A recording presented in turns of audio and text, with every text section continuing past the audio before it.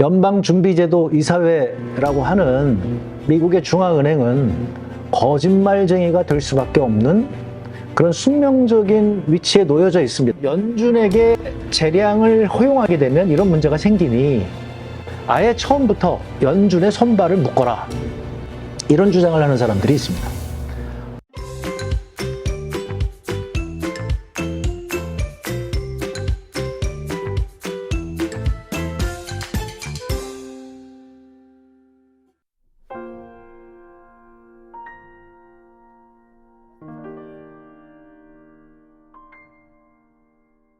연준은 심각한 문제에 지금 봉착하고 있죠. 인플레이션율이 지금 예상보다 너무 빠르게 너무 높은 수준에 있기 때문에 연준의 신뢰도도 많이 떨어졌고요.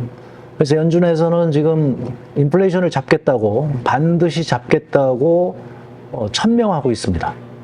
그리고 목표 인플레이션율을 2%로 계속 얘기를 하고 있습니다. 2%를 달성하겠다, 지금 이렇게 얘기하고 있는데요.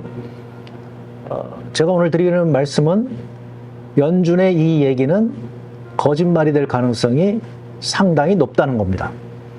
연준은 거짓말쟁이입니다. 연방준비제도 이사회라고 하는 미국의 중앙은행은 거짓말쟁이가 될 수밖에 없는 그런 숙명적인 위치에 놓여져 있습니다. 이것은 제가 얘기하는 것이 아니라 경제학 교과서에 있습니다. 이걸 알기 위해서 우리가 몇 가지 용어를 좀 설명을 해드릴 건데요. 첫 번째 우리가 알아야 되는 용어는 고통지수라는 겁니다. 고통지수는 다른 게 아니에요. 뭐 쉬운 얘기죠. 그래서 인플레이션율과 실업률을 합한 것을 고통지수라고 합니다. 우리 서민들의 입장에서 보면 인플레이션이 굉장히 고통스럽죠. 또 실업도 굉장히 고통스럽죠. 그래서 이 고통스러운 두 개를 더해서 고통지수를 만든 거죠.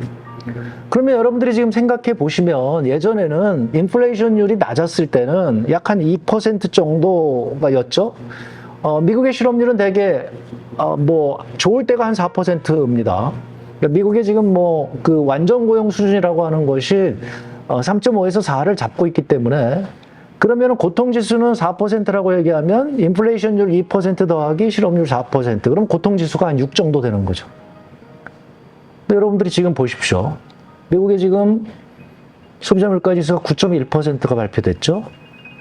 지금 미국의 노동시장은 아직까지 좋다고 합니다. 그래서 좋아서 뭐 3.5, 조금 나빠진다고 하더라도 4% 된다고 하면, 그러면 고통지수가 그 전에 6 수준이었다가 지금 13 수준으로 된 거죠. 거의 고통지수가 지금 2배로 뛴 겁니다. 그러니까 서민들의 입장에서 보면 고통이 2배로 뛰었다, 이렇게 보면 되겠죠.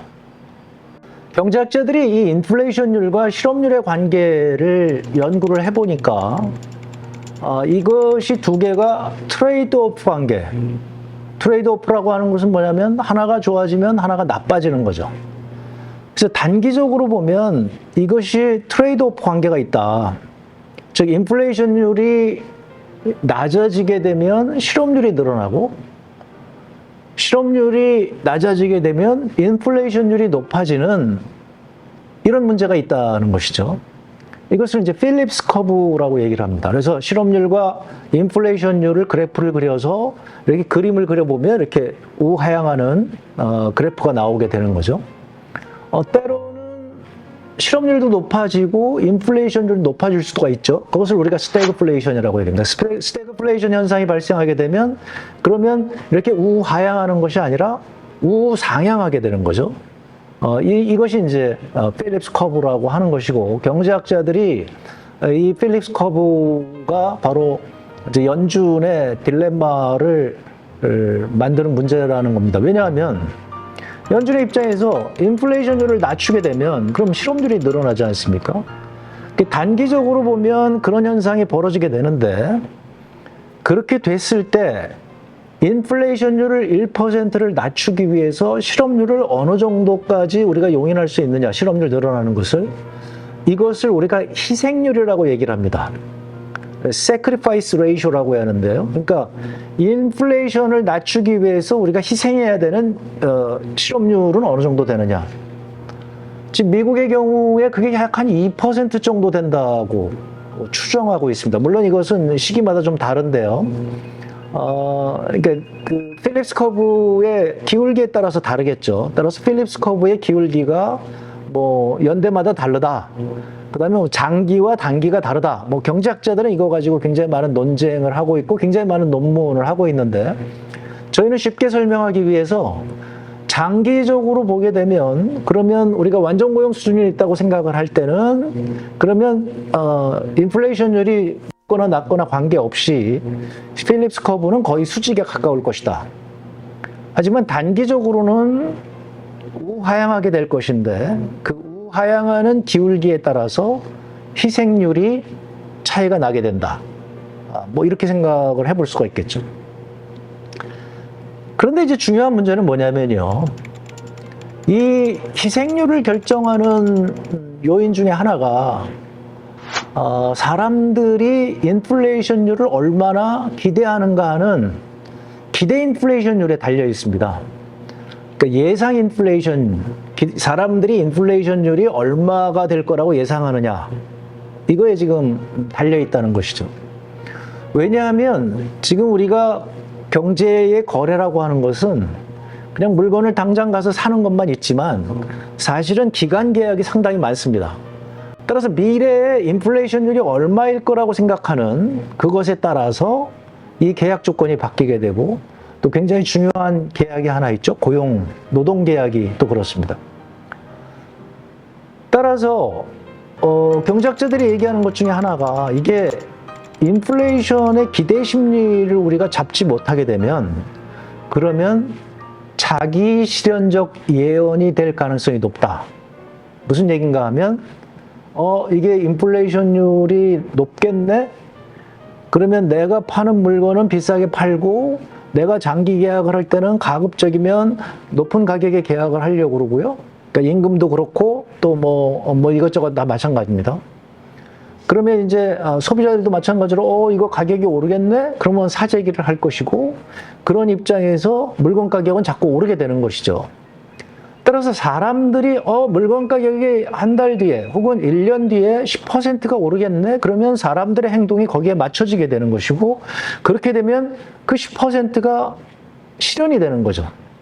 그냥 아무것도 변화가 없는데 어느 날 갑자기 사람들이 모두 다 같이 1년 뒤에 인플레이션율이 10%가 될 거야 믿는 그 순간에 경제는 실제로 인플레이션율이 10%가 되도록 그렇게 바뀌게 된다는 것이 자기 실현적 예언이라고 하는 얘기입니다. 따라서 사람들이 인플레이션율이 높을 것이라고 예상을 계속 하면은 중앙은행 입장에서 지금 인플레이션을 낮추기 위해서 금리를 높이고 그 다음에 우리 유동성을 줄이고 이럼에도 불구하고 더 높아질 수 있다는 것이죠. 이것은 이제 경제학자들은 필립스 커브 자체가 이동한다고 얘기를 하는 겁니다. 중앙은행 입장에서는 따라서 여러분 걱정하지 마십시오. 중앙은행이 지금 인플레이션을 잡을 테니까 1년 뒤에는 틀림없이 2%로 잡겠습니다. 그러니까 걱정하지 마시고 여러분들이 그냥 예전처럼 그냥 똑같이 계약하시면 되고 1년 뒤에 2% 금리 인플레이션율이 되니까 크게 신경 쓰지 않고 물가에는 신경 쓰지 않고 계약하시면 될 겁니다. 이렇게 중앙은행이 얘기를 한단 말이죠. 그러면 이제 사람들이 그 중앙은행의 그 얘기를 믿을 때는 그러면 그렇게 되겠죠. 문제의 핵심은 지금 연준이 신뢰를 상실했습니다. 연준이 신뢰를 상실했기 때문에 인플레이션율이 작년부터 됐는데 연준은 계속적으로 저건 일시적일 거라고 얘기를 했습니다. 물론 일시적 팀이 있어서 트랜지토리 팀이 있어서 상당히 많은 학자들, 정책 연구기관들, 그 다음에 정부 관료들, 그 다음에 연준까지 해가지고 연방준비제도 이사회 이사들 이분들이 모두 다 같이 이 인플레이션 오래가지 못할 거야. 이건 뭐 공급 측면에서 그냥 잠깐 충격이 온 거기 때문에 공급 측면에 그 문제만 해결되면 될 거야. 이렇게 얘기를 한 것이 벌써 지금 반년이 지나온 거죠. 그런데 지금 9.1%까지 갔단 말이죠. 사람들은 서서히 연준의 미래 예측 능력에 상당한 문제가 있는 것이 아닌가 이렇게 생각이 되게 됐고, 연준이 지금 2%로 우리는 인플레이션율을 유지하겠습니다고 얘기를 할 때, 연준이 예측도 제대로 못하는데 저거를 잡을 수 있을까? 하는 생각이 들게 되고요. 이것이 잘못되게 되게 되면, 연준의 예상하고 다르게 금년 인플레이션율이 뭐 5%, 6% 될 것 같으네? 그러면 이제 거기에 행동을 맞추게 되겠죠? 그러면 이제 연준이 걷잡을 수 없는 그런 상황이 벌어지게 된다. 이것이 바로 연준의 딜레마인 것이고, 따라서 연방준비제도 이사회, 뿐만 아니라, 연준뿐만 아니라 각국의 중앙은행들이 다 마찬가지입니다. 중앙은행의 발언이 얼마나 신뢰할 수 있는가. 그러니까 예전 같은 경우에는 이제 폴 볼커라고 하는 아주 유명한 그 이사회 의장이 있었죠. 그래서 이 폴 볼커는 금리를 올리겠습니다 했는데 시장에서 올릴 수 있어? 경제가 저렇게 침체에 들어가는데 올릴 수 있어? 그거에 아랑곳하지 않고 볼커가 막 올려서 역사적인 수준까지 금리를 올렸던 그런 경험이 있죠. 그랬더니 이제 그다음부터 사람들은 볼커가 한마디 하면 다 믿습니다. 인플레이션율은 다시 없을 겁니다. 얘기하니까 이제 경제는 급격하게 안정된 이런 경험이 있는 것이죠. 따라서 이와 같은 연준의 지금 딜레마 하에서 지금 시장과의 밀당이 시작된 겁니다. 시장이 연준의 얘기를 어느 정도까지 믿고 또 어느 정도까지 못 믿는가. 이것이 앞으로 미국 경제를 좌우할 굉장히 중요한 변수가 됐다. 이렇게 생각을 하시면 될 것 같습니다.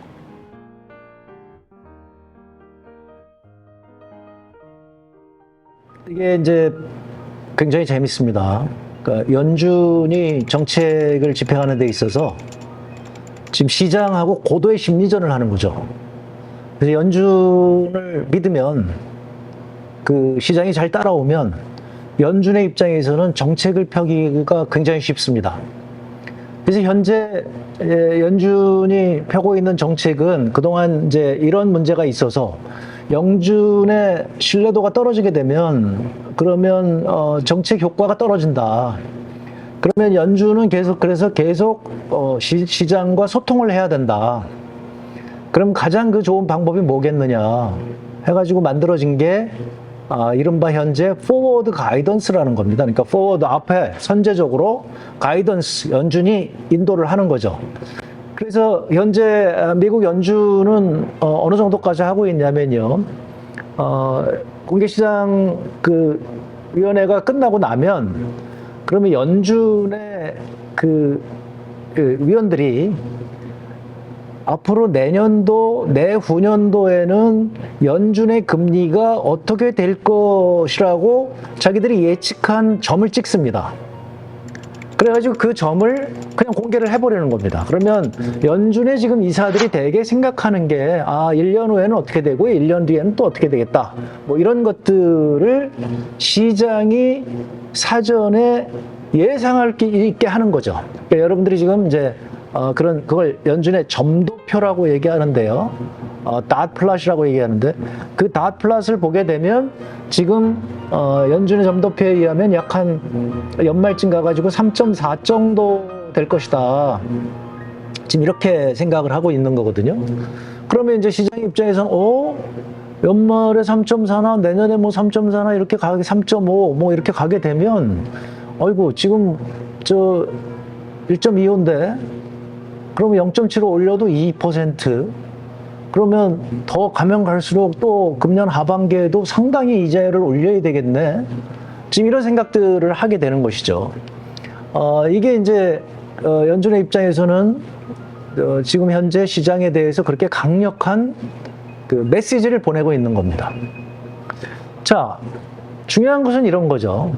연준이 그렇게 강력하게 메시지를 보냈지만 예를 들어서 그래서 시장에서 연준을 믿고 이제 인플레이션이 2%로 잡힐 거야. 그리고서 그거에 맞춰서 인플레이션이 떨어졌는데 그러면 그래도 연준은 이자율을 계속 높일 것이냐? 그러면 연준의 생각이 그때는 달라진다는 것이죠. 따라서 인플레이션을 낮추기 위해서 연준이 현재 우리는 무슨 일이 있더라도 2%로 반드시 잡겠다. 이렇게 얘기를 하고 시장에 공언하고 시장 내가 이런 얘기 반드시 할 테니까 나를 믿어라. 지금 이렇게 생각하고 있지만 인플레이션율이 좀 떨어졌는데 예를 들어서 5% 정도 떨어졌는데 실업률이 5%, 6%로 막 늘어난다. 이랬을 때 과연 연준이 계속적으로 이자율을 높일 수 있겠는가? 그때가 되게 되면 연준의 입장에서는 자신이 원래 공언했던 정책이 안 맞는다는 거죠. 이게 우리 동태적 일관성이라고 얘기를 하는데요. 그러니까 돌아갈 때와 나갈 때 지금 생각이 달라지는 겁니다. 시장을 설득할 때는 고도의 심리전을 해서 시장을 설득해서 야, 우리가 인플레이션 반드시 잡을 거야. 그래가지고 시장의 기대 심리를 낮추고 나면 그때는 기대 심리가 낮춰졌기 때문에 연준이 더 이상 이자율을 높일 필요가 없다는 거죠. 그렇게 되면 인플레이션율이 떨어지지 않는 상황에서 연준의 정책이 다시 완화 정책으로 가게 되니까 그러면 인플레이션율이 다시 스물스물 올라올 거게 될 것이고 그러면 이제 시장은 나중에 가서 연준한테 속았네? 이런 일이 발생한다는 것이죠. 이런 일이 반복되게 되면 그러면 이제 시장의 입장에서는 연준은 원래 거짓말하게 되어 있어. 연준이 나쁜 사람이라서 거짓말하는 것이 아니라 연준이 생각한 대로 시장이 움직이게 되면 그 다음에는 연준이 생각할 때의 최적의 조합이 바뀌는 거예요. 그때쯤 되면 실업률이 인플레이션율보다 더 중요하게 되는 거죠. 이것이 경제학 교과서에 있는 얘기입니다. 따라서 연준의 입장에서는 연준에게 재량을 허용하게 되면 이런 문제가 생기니 아예 처음부터 연준의 손발을 묶어라. 이런 주장을 하는 사람들이 있습니다. 따라서 그것을 우리가 준칙주의라고 얘기를 하는데요. 연준이 통화정책을 결정을 할 때 공식에 의해서 하라는 겁니다. 그래서 인플레이션율이 얼마고 실업률이 얼마일 때는 이자율이 얼마쯤 되게 하라. 이것을 가장 정교하게 만든 사람이 스탠포드 대학의 테일러 교수입니다. 그래서 이 테일러 교수의 이걸 따서 이걸 테일러 룰이라고 얘기합니다. 그래서 테일러 준칙, 테일러 룰이라고 얘기하는데요. 테일러 룰에 따르게 되면 지금 연준은 너무 테일러 룰하고 지금 너무 멀리 떨어져 있는 거죠. 너무 저금리 쪽으로 가 있는 거죠. 그래서 오래전부터 이 준칙주의를 주장하는 사람들은, 경제학자들은 연준이 지금 너무 재량권을 남용하고 있다. 이렇게 되다가는 문제가 생길 수 있다고 얘기를 했는데 그게 너무 늦어버린 거고요. 그게 이미 작년도 말씀드린 대로 작년 11월쯤 돼가지고 앞에서 제가 말씀드린 대로 그 서머스와 크루그만 간의 논쟁이 강력하게 붙을 때 당연히 경제학자들은 그때 이런 얘기를 알고 있으니까 자 그러면 우리가 준칙주의에 따랐을 때 지금 연준이 어느 정도 된가 한번 따져보자.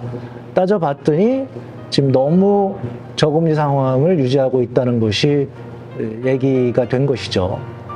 자, 이런 상황에서 연준은 이제 손발이 묶이지는 않았고 현재 손발을 묶어놓지는 않았습니다. 단지 이제 압력을 이렇게 가하는 건데 이 압력이 제대로 이제 통하지 않아서 연준의 입장에서는 이렇게 정책을 취한 거죠. 이때 이 정책을 그러면 연준이 신뢰성을 잃어버린 연준이 취할 수 있는 정책이 무엇인가? 그때 이제 두 가지 방식이 있겠죠. 하나는 우리가 급냉 방식이라고 얘기합니다. 연준이 시장이 너무 뜨거우니 그냥 찬물을 확 끼얹는 것이죠. 이것을 이제 콜드 터키 방식이라고 얘기하는데요. 우리 그 터키 고기를 이제 냉각시켜서 먹는 것처럼 그래서 아주 급격하게 냉각을 시키는 겁니다. 그래서 이제 그 콜드 터키 방식이라고 하는 것이 이제 찬물을 확 끼얹는 거고 연준이 지금 0.75%포인트 자이언트 스텝을 하는 게 바로 이 급냉 방식을 취하는 거죠. 그러니까 이 0.75%포인트를 0.25씩 계속 나눠서 할 수 있는데 여태까지 그렇게 해왔죠. 그런데 그것이 지금 너무 늦기 때문에 그 정도로 해가지고서는 연준의 의지를 시장이 알리기 어렵다. 이것은 굉장히 연준의 강한 의지를 알릴 필요가 있다 해서 여러분이 지금 보시다시피 연준은 자이언트 스텝을 밟고 있고 그리고 천명을 한 겁니다. 우리 0.2%라고 하는 인플레이션율을 반드시 달성하겠다. 연준이 지금 이렇게 얘기하고 있는 거죠. 그러니 믿어달라. 이렇게 하는 이유는 기대 인플레이션율을 잡기 위해서 이렇게 하는 겁니다. 그런데 과연 연준이 인플레이션율 2%를 달성할 수 있을 것인가? 연준의 속마음이 진짜 2%를 달성하겠다는 것인가? 아니면 시장하고의 심리전을 하기 위해서 2%라고 얘기를 하는 것인가? 이게 굉장히 중요한 것이 되겠죠. 이 문제에 대해서 다음 시간에 우리가 얘기를 해보도록 하겠습니다. 어두운 시대를 살아가는 서민들을 위한 따뜻한 방송. 역대급 경제 위기를 헤쳐나가는데 지혜를 모으는 경제 방송. 홍종학의 경제 스케치북. 다음 주에 뵙겠습니다.